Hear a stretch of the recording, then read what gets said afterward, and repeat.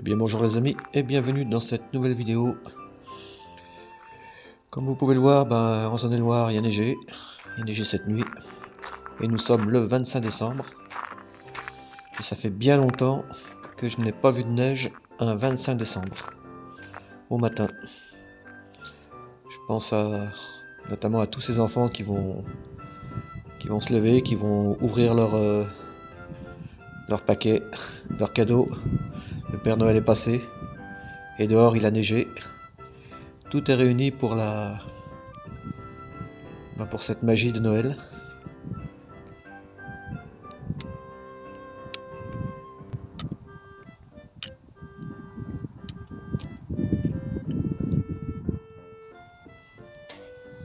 Alors l'objet de cette balade, c'est pas seulement une rando, c'est aussi comment on peut appeler ça, un petit pèlerinage, puisque je vais aller me rendre sur la tombe de Hooper. Hooper, c'était mon chien. Il avait 13 ans. Et il est mort cet été. Il n'aura pas vu beaucoup l'été, il est mort au mois de juin. J'ai jamais trop su de quoi il était mort, j'étais parti 2 jours. Ma voisine s'en occupait comme d'habitude, elle lui a donné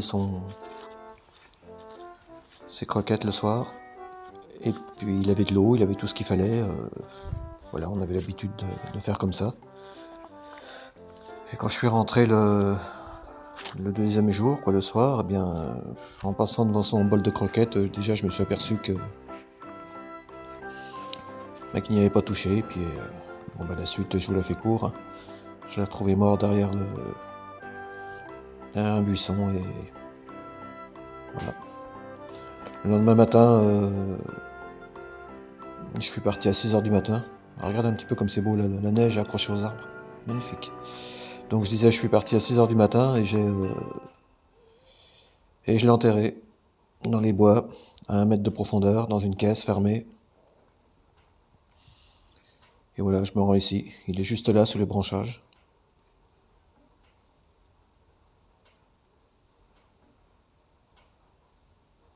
Voilà, j'ai voulu, pour ce 25 décembre, puisque je suis tout seul, venir vers lui.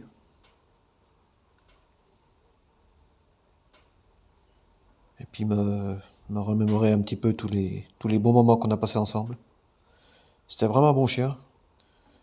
C'était un border collie, il était gentil comme tout le temps à fond, hein, puisqu'un border collie, il faut de l'espace, il faut qu'il se dépense, et voilà quoi. Donc une petite minute de silence s'imposait ce matin.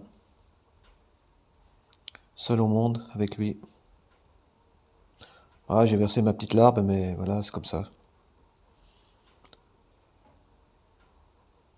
J'ai préféré mon chien à beaucoup d'êtres humains. Au moins, lui, il avait du cœur et il était... voilà.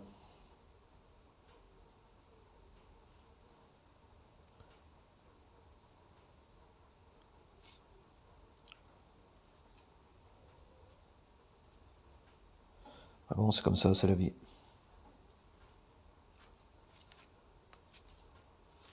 L'essentiel, c'est qu'il ait bien vécu.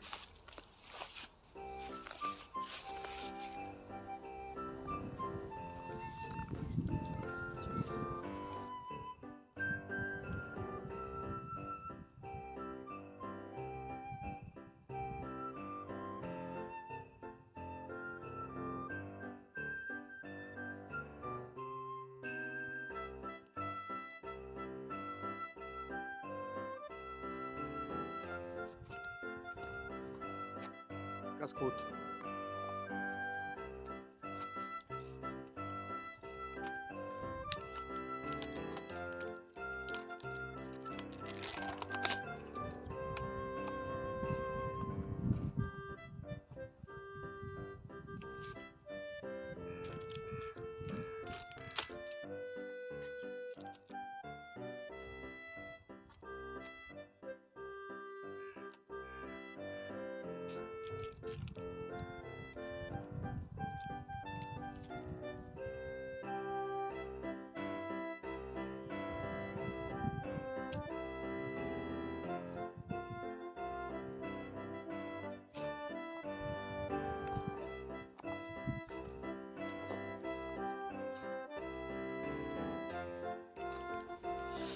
Et là, je continue cette petite balade, car il fait vraiment beau ce matin. Je suis au bord d'un étang qui s'appelle l'étang du Coin.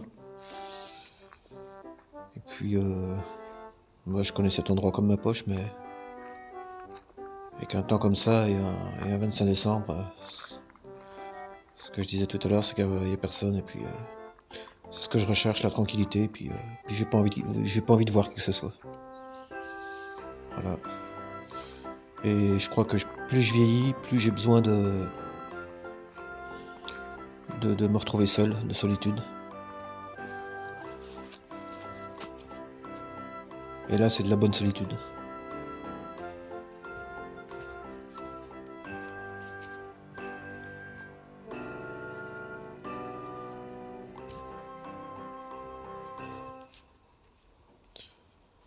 La vie a fait que je me retrouve tout seul, mais j'ai besoin de personne pour l'instant.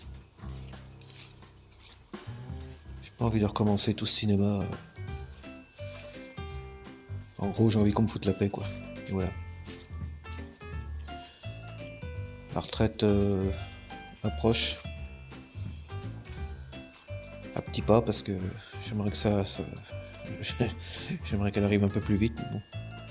À partir du 1er avril 2026, donc bientôt, dans 4 mois. Non, dans 3 mois, janvier, février, mars, oui, 1er avril. Je passe en retraite progressive, donc je vais être à 50%. J'ai réussi à négocier des grands week-ends, à venir travailler que le jeudi, la moitié du jeudi, et avoir le vendredi, samedi, dimanche, lundi. Et ainsi de suite. Bon, je vais perdre un petit peu d'argent, mais c'est pas grave. J'ai envie de profiter de la vie, et puis pendant que je suis en bonne santé. Et puis, bon, ça va me repousser un petit peu ma retraite, parce qu'au niveau des cotisations, je vais perdre... J'ai envie de passer 6 mois. J'ai envie de passer 6 mois en retraite progressive à 50%. Donc bien sûr, je vais perdre 3 mois, puisque j'aurai 3 mois de non-cotisation. Et puis au mois d'octobre, je dois me faire opérer d'une épaule, donc la rééducation va me pousser assez loin en 2027, début 2027. Et puis après, je pense demander un mi-temps thérapeutique qui me sera accordé de toute façon, et là je perdrai rien, je serai payé à 100%. Et je vais essayer de pousser jusqu'à l'été 2027, et avec la réforme des retraites, la suspension de la réforme plutôt, je devrais partir au mois de juin 2027. Mai-juin 2027, on va dire, voilà à peu près. Parce qu'après, avec les vacances et tout ça, bon voilà. Et j'ai hâte de partir, et je pense qu'un nouveau projet va se dessiner. Je suis en train d'y réfléchir. Je pense que ça va être très simple. Je pense que dès que je suis en retraite, je pense vendre la maison, parce que de toute façon ici, je me retrouve un peu tout seul. Alors que je sois ici tout seul pour attendre quoi. Donc je pense tout vendre et me racheter un véhicule aménagé beaucoup plus important que ce que j'ai en ce moment. Et je pense que je vais faire ce que j'ai toujours eu envie de faire de toute façon, c'est quitter la France. Bon, j'irai pas bien loin parce qu'il y a quand même mes enfants, mes petits-enfants, il y a encore mon père qui est là. Mais je partirai 6 mois de l'année déjà, c'est sûr. L'Espagne, Portugal, Maroc. Voilà, ça va être mes destinations phares, comme on dit.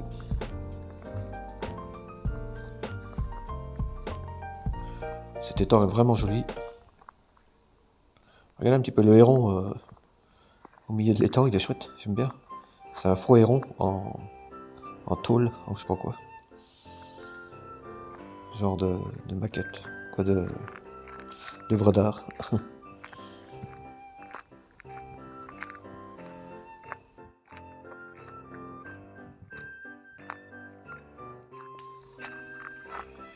L'été c'est sympa ici, je viens souvent. Je viens souvent maintenant, je suis venu pas mal ces derniers temps, au mois de septembre.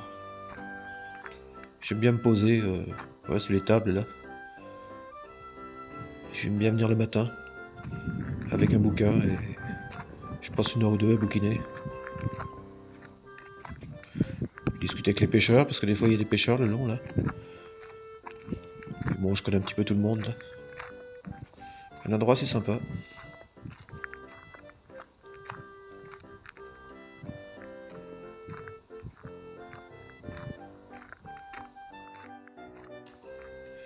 Alors cet étang est vraiment immense. Il s'enfonce là-bas dans les bois.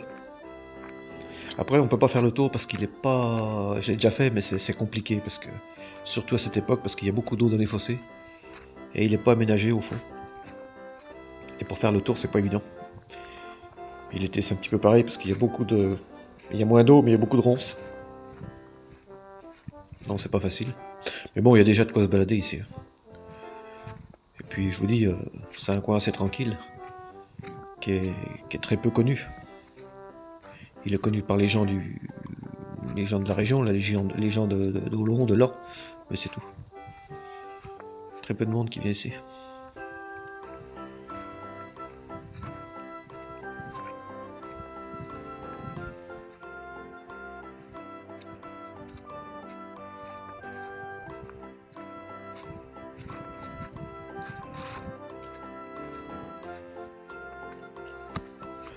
Si, alors ce matin en arrivant là, il y a un camion de garé là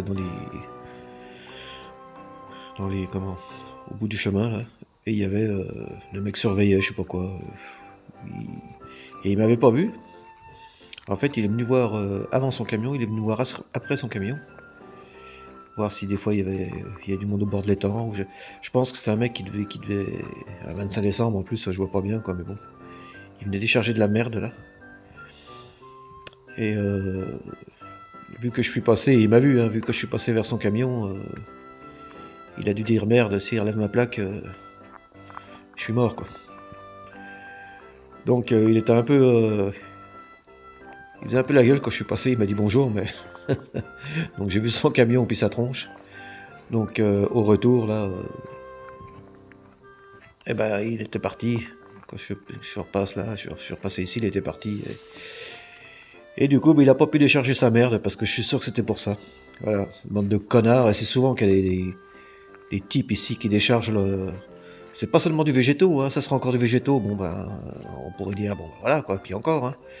Moi je l'ai déjà fait, hein, c'est sûr, des poubelles d'herbe ou de... Voilà, puis... Mais il y a aussi de la merde, des déchets de comment, des ordures ménagères, voilà quoi, du plastique... Incroyable, hein, des vieux sommiers, c'est une vraie déchetterie quoi.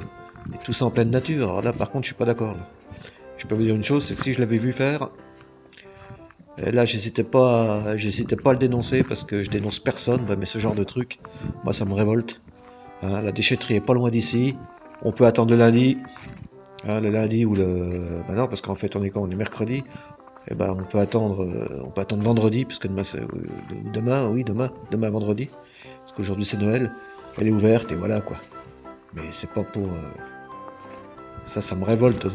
C'est des endroits où je me promène en plus, j'ai horreur de ça. Les gens qui balancent leur merde là, voilà. Ça là je suis pas du tout d'accord.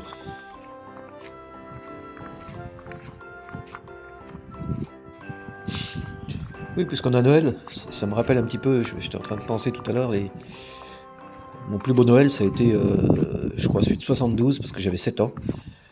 J'ai eu, le Père Noël m'avait apporté une voiture à pédales. C'était une 204 rouge, en tôle.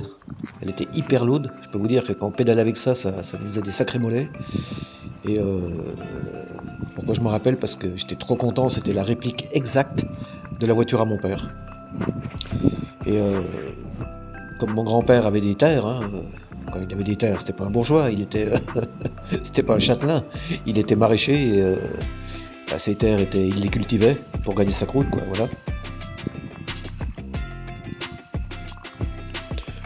Donc tous ces Noëls, c'était quelque chose parce que je me rappelle, on avait, soit j'avais des Lego, soit j'avais, je dis sur plusieurs années, hein, pas tout d'un coup, hein. J'avais soit des Lego, soit j'avais tout le temps mon paquet de papillotes. J'avais, je sais pas si on avait encore des mandarines, c'est possible, ouais. Et puis j'avais donc des panoplies de Zorro, des panoplies de cow-boy, d'indiens, j'ai eu.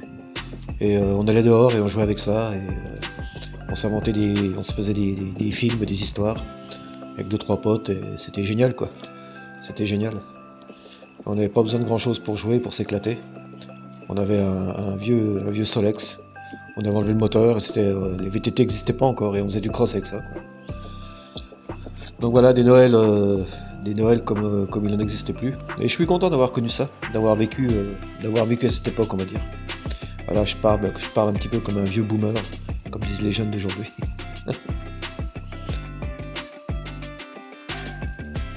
Le seul problème aujourd'hui, c'est que les enfants, moi je l'ai vu il y a encore pas si longtemps, hein. Je pense que c'était l'année dernière. Les enfants étaient pourris de cadeaux, et puis ça finissait, voilà, déballer des cadeaux, à plus savoir quoi en faire, et les mettre de côté, et ça part dans un coin de la chambre, et les enfants n'en font même pas de cas, quoi. Voilà. Je trouve ça un peu dommage. La quantité n'a jamais fait la qualité. Voilà. Que ce soit, c'est valable pour tout, ça. Bon, bref, l'année prochaine, là on change de sujet, mais l'année prochaine, dans 3 mois, je suis en retraite progressive. Je vais avoir des grands week-ends de 4 jours et demi. Donc la semaine, il va pas rester grand chose pour bosser. Et c'est tant mieux. Et puis, je compte repartir là pour le mois de décembre parce que les nuits sont longues, il fait jour de bonne heure et dans un camion c'est pas évident, puis le chauffage et puis tout ça. C'est pas facile. Je vais essayer de repartir en février, je l'ai déjà fait. Même c'est même sûr, je vais repartir en février, puis je vais repartir aussi au mois d'avril. Puis après, je vais avoir des grands week-ends, je vais bouger pas mal. Je ferai pas mal de vidéos. Et je vais préparer, là je suis en train d'apprendre l'espagnol, parce que normalement, cet été, j'avais dit que je descendrais en Sardaigne, mais je pense pas. J'irai hors saison quand je serai en retraite. Ça sera beaucoup plus facile. Et non, je pense rester tout l'été en Andalousie. Je vais vraiment visiter l'endroit de fond en comble parce que j'adore l'Espagne. Et ça va me permettre de rencontrer peut-être des personnes que je suis sur YouTube. Donc je vais essayer de passer l'été avec eux. Mais pas que, je vais aussi bouger pas mal. De toute façon, une fois que je serai en retraite, de toute façon, je pense vraiment, là, je crois qu'il n'y a plus de doute, c'est vendre la maison, quitter la France, me racheter un véhicule beaucoup plus gros, véhicule aménagé, et je pense partir sur l'Espagne, le Portugal et surtout le Maroc, quoi. Et je reviendrai voir quand même. J'ai encore mon père, j'ai mes enfants, puis mes petites filles qui vont grandir. Et donc j'espère pouvoir combiner tout ça. Voilà, c'est un petit peu le projet que je me fixe. Et puis voilà, j'ai besoin de personne, je vais le faire seul. Et puis je pense rencontrer du monde, parce que le voyage, c'est les rencontres pour moi. Rencontrer du monde sur les routes. Et pourquoi pas trouver l'amour, hein, une petite espagnole ou voilà quoi, ce serait bien. Pas une petite marocaine parce que c'est plus compliqué là-bas.